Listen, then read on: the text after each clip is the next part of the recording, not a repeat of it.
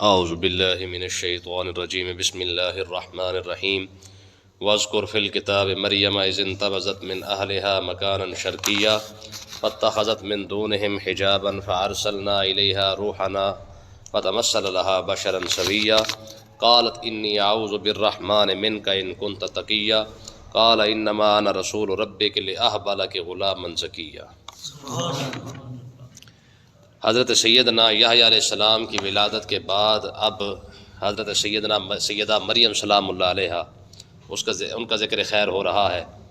ٹھیک ہے، واحد یہ عورت ہے جن کا ذکر اللہ تعالیٰ نے نام کے ساتھ قرآن پاک کے اندر کیا ہے۔ پورے قرآن پاک کے اندر کسی اور عورت کا نام نہیں ہے، صرف انہی کا نام قرآن پاک کے اندر موجود ہے۔ ٹھیک ہے، اور اللہ تبارک و تعالیٰ نے ارشاد فرمایا کہ وَإِذْ قَالَتِ الْمَلَائِكَةُ يَا مَرْيَمْ إِنَّ اللَّهَ اصْطَفَاكِ وَطَهَّرَكِ وَاصْطَفَاكِ عَلَىٰ نِسَاءِ الْعَالَمِينَ۔ فرمایا کہ اے مریم، ہم نے دنیا جہان کی تمام عورتوں پر آپ کو فضیلت عطا فرمائی ہے، یعنی پوری دنیا کی جتنی عورتیں موجود ہیں، ٹھیک ہے، ان کے اندر جو سب سے فضیلت والی جو عورت ہے جس کو اللہ نے فضیلت عطا فرمائی ہے وہ حضرت سیدہ مریم سلام اللہ علیہا ہے۔ ٹھیک ہے، اور اللہ تعالیٰ نے ان کی شان کے اندر قرآن پاک کی کئی باتیں ارشاد فرمائی ہیں۔ ٹھیک ہے جی، امہ صدیقہ، یعنی اللہ تعالیٰ نے ان کو خود صدیقہ ارشاد فرمایا ہے۔ ٹھیک ہے کہ یہ صدیقہ سچی عورت ہے۔ تو بہرحال ان کی شان کے اندر بڑی بڑی باتیں موجود ہیں، انبیاء کے خاندان میں سے ہیں۔ تیسرے پارے کے اندر ان کی والدہ نے منت مانی تھی، وہ ہم پیچھے پڑھ رہے تھے کہ ان کی والدہ نے منت مانی تھی کہ یا اللہ مجھے میرے پیٹ کے اندر جو بھی ہے جب وہ پیدا ہوگا تو وہ بیت المقدس کی خدمت کے لیے وقف ہوگا، یعنی امید تو یہی تھی کہ لڑکا ہوگا۔ تو جب یہ پیدا ہوئیں حضرت سیدہ مریم سلام اللہ علیہا، ٹھیک ہے نا، تو وہ پریشان ہو گئی۔ تو انہوں نے اللہ کی بارگاہ میں عرض کی، پروردگار میں نے سمجھا تھا کہ بیٹا ہوگا تو تیرے گھر کی خدمت کرے گا، ٹھیک ہے، یہ تو بیٹی پیدا ہوئی ہے۔ تو یہ تیسرے پارے کے اندر سارا کچھ ہے۔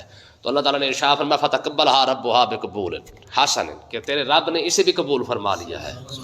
ہاں، یہ بیت المقدس کی خدمت کرے کوئی مسئلہ نہیں ہے، ٹھیک ہے، اللہ تعالیٰ اسے بھی وہی اجر عطا فرمائے گا، مقام عطا فرمائے گا جیسے مردوں کو عطا فرماتا ہے۔ تو یہ حضرت سیدنا زکریا علیہ السلام کی یوں سمجھ لیں کہ خاندان میں، یعنی ان کے یہ خالو وغیرہ لگتے ہیں، ٹھیک ہے، تو یہ سارا نبوت کا خاندان ہے۔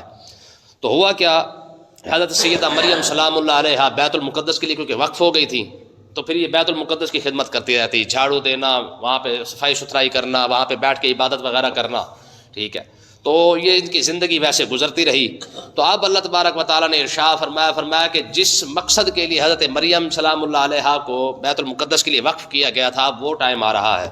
اب ہوا کیا، حضرت مریم سلام اللہ علیہا آپ کی ظاہر ہے کہ جوانی کی عمر آ رہی تھی، تو اللہ تبارک و تعالیٰ نے اب ارشاد فرمایا کہ اب عیسیٰ علیہ السلام کا جو معاملہ تھا وہ ہونے والا تھا، تو اس کے بارے میں یہاں پہ ذکر فرمایا ہے۔ پہلے حضرت مریم کی شان تیسرے پارے کے اندر بیان فرمائی۔ اب کیا ہوا کہ یہاں پہ خود حضرت مریم کے وہ عیسیٰ علیہ السلام کی ولادت کیسی ہوئی، کس طریقے سے عیسیٰ علیہ السلام پیدا ہوئے، یہ سارا یہاں پہ بیان کیا گیا ہے۔ تو اللہ تعالیٰ نے ارشاد فرمایا وَاذْكُرْ فِي الْكِتَابِ مریم، فرمایا کہ اے محبوب اس قرآن پاک کے اندر سیدہ مریم کو بھی یاد کریں، دیکھیں ان کے ذکر کو بھی یاد کریں کہ حضرت مریم سلام اللہ علیہا کیسی تھی، کس طرح تھی، اور ان کے معاملات کیسے ہوئے۔ فرمایا اِذِ انتبذت مِنْ أَهْلِهَا مَكَانًا شَرْقِيًّا، فرمایا کہ وہ وقت بھی یاد کریں جناب مریم کا جب وہ گھر والوں سے مشرق کی طرف ایک جگہ علیحدہ ہو کے چلی گئی۔ مطلب کیا ہے کہ بیت المقدس کے قریب جو ہے ایک جگہ بنا دی گئی تھی بیت المشرق کی طرف، وہ اسی حجرے کے اندر بیٹھ کر عبادت کیا کرتی تھی۔ تو اس حجرے میں بیٹھ کر ان کی عبادت کرتی، اس طرح وقت گزرتا گیا، تو وہاں پہ بیٹھنا، وہاں پہ ان کا کھانا پینا، اٹھنا بیٹھنا، عبادت کا سارا ٹائم وہاں پہ نکلتا تھا۔ تو ہوا کیا، فرمایا فاتخذت من دونہم حجابا، ٹھیک ہے، تو ان لوگوں سے جو ہے ادھر ایک پردہ بنا لیا گیا، جو حضرت مریم علیہ السلام کی جو جگہ تھی ان سے اور دوسرے لوگوں سے بھی اور گھر والوں سے پردہ بنا کے وہ سائڈ پہ بیٹھ کر جو ہے وہ عبادت کیا کرتی تھی۔ تو ہوا کیا، فرمایا فارسل الیہا روحنا، فرمایا کہ جب وہ عبادت کر رہی تھی وہاں پر، تو جب وہ ٹائم آیا کہ عیسیٰ علیہ السلام کا معاملہ بنے، تو اللہ تبارک و تعالیٰ نے ارشاد فرمایا فارسلنا الیہا روحنا، ہم نے ان کی طرف یعنی حضرت مریم کی طرف جو ہے وہ اپنے روحانی جو رسول ہے ان کو بھیج دیا، ٹھیک ہے، آج جو روحانی ہمارا جو جبریل فرشتہ ہے ہم نے اسے بھیج دیا۔ فتمثل لها بشرا سویا، تو وہ حضرت مریم کے سامنے ایک خوبصورت اور تندرست صحت مند آدمی کی صورت میں جو ہے وہ سامنے آ کے کھڑے ہو گئے۔ تو حضرت مریم کے ظاہر کمرے میں آتا جاتا کوئی نہیں تھا، تو ان کی جو پتہ تھا ہر کسی کو کہ یہاں پہ صرف اور صرف ایک ہی شخصیت ہے حضرت زکریا علیہ السلام. وہ آتے جاتے رہتے ہیں, وہ ان کو دیکھتے بھی رہتے ہیں, ان کے سنبھال وہی کرتے ہیں, ان کی کفالت بھی وہی کرتے ہیں. اس کے علاوہ تو دوسرا کوئی بندہ وہاں آ نہیں سکتا تھا. لیکن ہوا کیا, اب انہوں نے اچانک اپنے حجرے کے اندر جب دیکھا کہ یار ایک شخص کھڑا ہوا ہے اور وہ بھی بغیر داڑھی کے, اور صحت مند شخص جو ہے وہ ان کے سامنے کھڑا ہوا ہے, تو بڑے پریشان ہو گئی. اب ہوا کیا, اب یہاں پہ حضرت سیدہ مریم سلام اللہ علیہ کے الفاظ دیکھیں, کہنے لگے کہ قالت انی اعوذ بالرحمن منک, فرمایا میں تجھ سے اللہ کی پناہ مانگتی ہوں. آج تک میرے کمرے میں کوئی نہیں آیا, آج تک میرے پاس کوئی نہیں آیا, اتنی ہمت ہی کسی کی نہیں ہے کہ جو میرے پاس آ سکے. ٹھیک ہے نا, تو کون ہے جو میرے پاس آ گیا ہے. یعنی یہاں سے علماء فرماتے بہت بڑا مسئلہ ثابت ہوتا ہے کہ حضرت مریم نے وہاں پہ چیخ و پکار نہیں کی ہے. ٹھیک ہے, کہ او جی آواز لگا, جیسے آج کل عورتوں کی عادت ہوتی ہے کہ جناب کوئی تھوڑی سی بات ہوئی یا نہیں ہوئی, خدا نہ خواستہ جناب اللہ فوراً جناب اللہ 4 بندوں کو بھی نہیں دیکھے بازار کے اندر کھڑے ہو کے حال اللہ شروع کر دیں گی. ٹھیک ہے, اور اس کے اندر عورت کی جو ہے وہ بے عزتی زیادہ ہے. ٹھیک ہے, تو ہمارے بزرگ فرماتے جیسی حضرت مریم نے مطلب حضرت ایک شخص کو دیکھا نا بشری صورت کے اندر, تو آپ نے چیخ و پکار نہیں کی ہے, اور گھر والوں کو بلائی, آواز نہیں دی ہے. قالت انی اعوذ بالرحمن منک, فرمایا میں تجھ سے اللہ کی پناہ مانگتی ہوں. تو علماء فرماتے ہیں اس سے یہ مسئلہ ثابت ہوتا ہے کہ حضرت مریم سلام اللہ علیہ کتنی تقوی والی عورت تھی یا پرہیزگار عورت تھی کہ انہوں نے اس کے سامنے, اس بندے کے سامنے جو ہے وہ, اگرچہ جبریل علیہ السلام کھڑے تھے لیکن کیونکہ کھڑے تو ظاہری شکل صورت میں تھے نا. ٹھیک ہے, تو ایک شخص کے سامنے, مرد کے سامنے حضرت مریم سلام اللہ علیہ نے رب کا واسطہ رکھا ہے کہ میں اللہ کی پناہ مانگتی ہوں. کیونکہ مسلمان ہوگا تو آپ ہی پیچھے ہٹ جائے گا, پتہ چل جائے گا کہ یار یہ جو رب کی پناہ مانگ رہی ہے, ٹھیک ہے نا, بات تو وہیں پہ ختم ہو جاتی ہے نا. لیکن آج کتنی ہوتی ہے, جب چوریاں ہو رہی ہوتی ہیں نا تو لوگ اللہ کے واسطے دے دے کے تھک جاتے ہیں, قرآن کا واسطہ دے دے کے, خدا کا واسطہ دے دے کے جناب تھک جائیں گے لوگ, لیکن سوال ہی پیدا نہیں تو کوئی کسی پر رحم کر جائے. ہوتا ہے کہ ٹھیک ہے, تو یہ اصول ہے. تو اللہ تعالیٰ نے ارشاد فرمایا کہ میری مریم نے اس وقت میرا ہی مطلب ہے کہ پناہ کی جو ہے وہ کہا انی اعوذ بالرحمن, فرمایا من کا, فرمایا میرے حجرے میں آنے والے میں تجھ سے اللہ کی پناہ مانگتی ہوں. ان کنت تقیہ, اگر تو واقعی اللہ سے ڈرتا ہے تو پھر میرے حجرے سے چلا جا. ٹھیک ہے, اب کھڑے کون ہے, جبریل علیہ السلام. جواب دے کے فرمایا قالا, حضرت جبریل علیہ السلام فرمانے لگے انما انا رسول ربک, فرمایا جس رب کی پناہ تو مانگ رہی ہے مجھے اسی نے بھیجا ہے. میں اپنی طرف سے نہیں آیا ہوں, جس رب کی تو پناہ مانگ رہی ہے میں اسی کے مطلب بھیجا ہوا ہوں میں. تو مقصد کہنے کا یہ ہے کہ اللہ تعالیٰ نے یہاں پہ کیا فرمایا. ایک تو وہ مسئلہ کہ عورت کے لیے یہاں پہ بہت بڑا مسئلہ ہے, آج کے دور کا تو بہت ہی بڑا مسئلہ ہے کہ عورتیں شور شرابہ ڈال دیتی ہیں کہ جب بھی خدا نہ خواستہ اللہ نہ کرے اگر کوئی انسان آپ کے ساتھ کوئی بھرے مجمع کے اندر یا ویسے کسی جگہ پہ اگر کوئی خدا نہ خواستہ کوئی بدتمیزی کرتا بھی ہے تو اپنی عزت بچا کے سائڈ پہ ہو جائے. ٹھیک ہے, ہمیشہ جب بھی آپ شور ڈالیں گے نا تو سب سے زیادہ بدنام بھی آپ ہوگی, کیونکہ پہلے آپ کو پتا یا اس بندے کو پتا تھا جس نے بدتمیزی کی ہے, اب شور ڈال کے آپ نے پورے بازار کو سنا دیا ہے. تو حضرت مریم نے بھی شور نہیں ڈالا, خاموشی کے ساتھ اسی کو کہا ہے کہ بھائی تجھے اللہ کی پناہ مانگتی ہو تو چلا جا. تو اس نے آپ نے کیا فرمایا, قالا, حضرت جبریل علیہ السلام فرمانے لگے انما انا رسول ربک, فرمایا کہ مریم جس رب کا تو واسطہ دے رہی ہے, پناہ مانگ رہی ہے, مجھے بھی اسی نے بھیجا ہے. اور کیوں بھیجا ہے, لأحب لک غلاما زکیہ, تاکہ میں تمہیں صاف ستھرا بیٹا عطا فرماؤں. ہے جی, صاف ستھرا بیٹا. اب یہاں پہ 2 مسئلے سمجھانے کے لیے. پہلی بات, اس سے ایک مسئلہ تو یہ ثابت ہو گیا کہ جبریل علیہ السلام کا بشری صورت میں آنا, انسانی صورت میں آنا جبریل علیہ السلام کی نورانیت کو ضائع نہیں کرتی ہے. یعنی نوری ہو کر جو ہے وہ بشری صورت میں آ سکتا ہے, اس سے یہ تو ثابت ہو گیا. ٹھیک ہے, اس میں کوئی نورانیت کو کوئی فرق نہیں پڑا ہے حضرت جبریل علیہ السلام کی. اگر جبریل نوری ہو کر بشری صورت میں آ سکتا ہے تو یار نبی تو جبریل سے بہت زیادہ افضل اور اعلیٰ ہے, بلکہ بہت ہی زیادہ افضل اور اعلیٰ ہے. بلکہ کل پرسوں میں سبق کے اندر پڑھا تھا کہ نبی کی جو بشریت ہے وہ جبریل علیہ السلام کی نورانیت سے بھی زیادہ افضل ہے. تو اگر جبریل نوری ہو کر بشر بن کے آ سکتا ہے تو پھر امام الانبیاء کیوں نہیں آئیں گے. اور دوسری سب سے بڑی بات, یہ تو ویسے جہالت والی بات ہے, یہ جو آج عوام کے اندر پھیلا دی گئی نا کہ نبی نور ہے یا بشر ہے, یہ بحث تو ویسے جہالت ہے.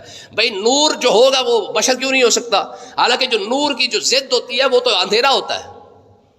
نور کی جو ضد ہے وہ بشر نہیں ہے, نور کی جو ضد ہے وہ تو اندھیرا ہے. یعنی جہاں پہ مثال کے طور پر موٹی سی مثال دیکھ لیں, سورج جو ہے جب نکلتا ہے یہ نور ہے تو اندھیرا غائب ہو جاتا ہے, رات آتی ہے تو سورج نکل جاتا ہے. اب یہ دونوں چیزیں کٹھی نہیں ہو سکتی, ایک دوسرے کی ضد ہے. ٹھیک ہے, نورانیت اور بشریت کا کٹھے ہونا یہ تو قرآن اور حدیث سے ثابت ہے. مثلا حدیث جبریل بڑی مشہور حدیث پاک ہے. آقا علیہ السلام تشریف فرما ہے, وہ صحابہ کرام بیٹھے ہوئے ہیں, اچانک ایک شخص آتا ہے. ٹھیک ہے, حضور کی خدمت میں آ کے سامنے آ کے بیٹھ جاتا ہے. حضرت عمر اس کے راوی ہے. ٹھیک ہے, وہ کہتے کیا ہے, کہتے ہیں کہ سواد شار, کہتے نہایت کالے اس کے بال اور سفید اس کے جناب سوٹ اس کا بالکل جناب اللہ فریش بندہ, یعنی نہ باہر سے آیا ہوا لگتا ہے نہ گھر کا یہاں کے رہنے والا لگتا ہے. پتہ نہیں لگا کیسا بندہ ہے کہ اس کے بالوں کے اوپر بھی گرد و غبار نہیں, یعنی آنے والا کوئی سفر کی کوئی تھکاوٹ نہیں, اور کپڑے بھی اس کے میلے نہیں ہوئے ہیں, یہاں کا رہنے والا بھی نہیں ہے. وہ آیا اور آ کے حضور کے سامنے بیٹھ کر اسے چند سوال پوچھے, ایمان کیا ہے, اسلام کیا ہے, فلانی چیز کیا ہے, فلانی چیز کیا ہے, احسان کیا ہے, وغیرہ وغیرہ. اچھا پوچھے اور پوچھ کے چلا گیا. حضور نے ارشاد فرمایا تم جانتے ہو یہ کون تھا؟ کہا حضور وہی تو ہم سوچ رہے ہیں کہ یہ کون سا بندہ ہے, ابھی نہ کپڑے اس کے خراب ہوئے نہ بال اس کے خراب ہوئے, یہاں کا رہنے والا بھی نہیں ہے, اللہ جانے کون تھا. حضور نے کیا فرمایا, حضور نے ارشاد فرمایا انہ جبریل, فرمایا یہ جبریل تھا, اور آتاکم یعلمکم دینکم. ٹھیک ہے, یہ تمہیں تمہارا دین سکھانے آیا ہوا تھا. مقصد کیا ہے, پھر یہ ایک جگہ پہ نہیں ہے, ہزاروں جگہ ایسی ہیں. حضرت ابراہیم علیہ السلام کے بعد جو فرشتے آئے تھے, ٹھیک ہے, جنہوں نے آ کے کہا تھا کہ جناب کہ ہم آپ کے پاس آیا, اور حضرت جبریل علیہ السلام فوراً جناب اللہ بچڑے کو جناب ذبح کر کے جناب بھون شون کے آ کے ان کے سامنے رکھ دیا تھا. تو انہوں نے کیا کہا تھا, انہوں نے کہا جناب اسی روٹی کھان نہیں آئے, اسی کسی اور کام آئے ہیں. اب وہ بھی تو انسانی شکل میں بیٹھے ہوئے ہیں. لوط علیہ السلام کے بعد جو فرشتے آ رہے ہیں اور آ کے ان کی ہیلپ کر رہے ہیں, مدد کر رہے ہیں, سارے یہ جبریل علیہ السلام ہی تھے, وہ بھی انسانی شکل میں آئے ہوئے تھے. تو اس کا مطلب یہ ہے کہ فرشتوں کا انسانی شکل میں آنا یہ تو قرآن اور حدیث سے ثابت ہے. اگر فرشتے انسانی شکل میں آ کر ان کی نورانیت کو خطرہ نہیں لاحق ہوتا رہا تو نبی بھی نوری ہو کر وہ بھی بشری لباس پہن کے آ سکتا ہے. اور سب سے بڑی بات تو یہی ہے, دیکھیں اگر فرشتہ آ کے انسانوں کو سمجھاتا تو بعض معاملہ پھر بھی گڑبڑ ہو جاتا, پھر خراب ہو جاتا, پھر کہتے لو جی فرشتے کی گالی سمجھ نہیں آتی. بھائی انسانوں کو سمجھانے کے لیے رب نے نبی بھی تو انسان ہی بنانا نا. ٹھیک ہے, تو اس لیے یہ فضول قسم کی بحث جو ہے امت کے اندر چھیڑ دی گئی, اللہ جی نبی بشر کے نور ہے. اب تو اس بات کو چھوڑ, ہاں قیامت والے دن تجھ سے تھوڑا پوچھا جائے گا کہ نبی بشر کے نور ہے, ہاں تجھ سے تو یہ پوچھا جائے گا بتا حقوق العباد پورے کیے تھے کہ نہیں کیے تھے. ٹھیک ہے جی, قیامت والے دن رب بندے سے پوچھ لے کہ ہاں بتا بیٹی کا حصہ دیا تھا کہ نہیں, بندہ کہ جی میں نے ساری زندگی نور بشر کے مسئلے چھیڑ رکھے نہیں. کہ رب پوچھ لے کہ ہاں بھی بہن کا حصہ کھا گیا تھا, تو بندہ کہ جی میں تو نور بشر کے مسئلے پہ رہا. اور بھائی اپنی اصلاح پہلے کا سمجھے کہ یہ ضروری ہے. رب تجھ سے یہ نہیں پوچھے گا کہ نبی بشر ہے کہ نہیں ہے, رب تجھ سے یہ ضرور پوچھے گا کہ کس کس کا حق کھایا تھا. رب یہ پوچھے گا بھی حلال کھایا تھا کہ حرام کھایا تھا. رب یہ پوچھے گا بھی ٹائم کہاں لگایا تھا.